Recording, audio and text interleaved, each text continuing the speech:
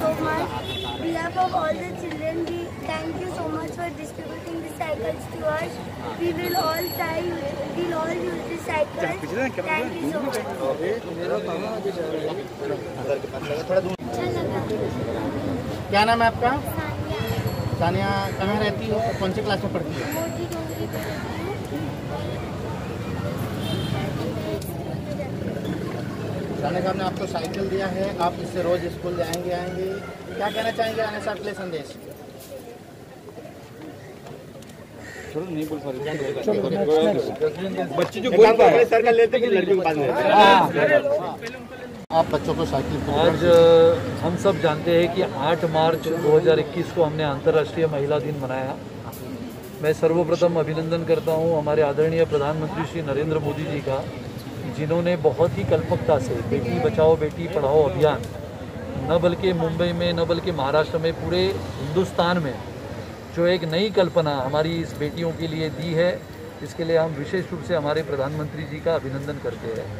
और उन्हीं ने हमें सबको ये सिखाया है कि अपने गांव की, अपने शहर की इन बेटियों को पढ़ाने में हम सभी ने बढ़ा चढ़ाकर भाग लेना चाहिए, हिस्सा लेना चाहिए।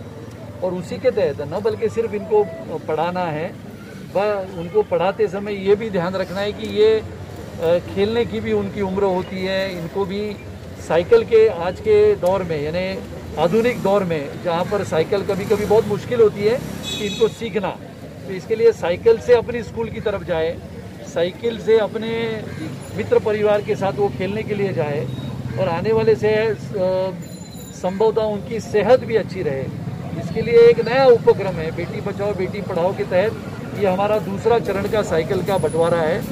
मैं मानता हूं कि इन बेटियों को आने वाले समय में निश्चित रूप से ये साइकिल चलाते हुए उनके सेहत का ख्याल करने का भी बहुत बड़ा काम होगा।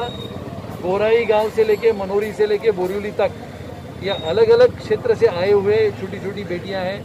कोई अलग स्कूल में जाती है, कोई महानगर पालिका के स्कूल में जाती है, कोई कॉन्वेंट में जाती है, लेकिन सबका ये इच्छा है कि हम साइकिल से प्रवास करते हुए हमारे स्कूल में जाएं। आने वाले समय में निश्चित रूप से अथर्व फाउंडेशन के माध्यम से ये कार्यक्रम आज हमने किया है, ये दूसरा चरण है।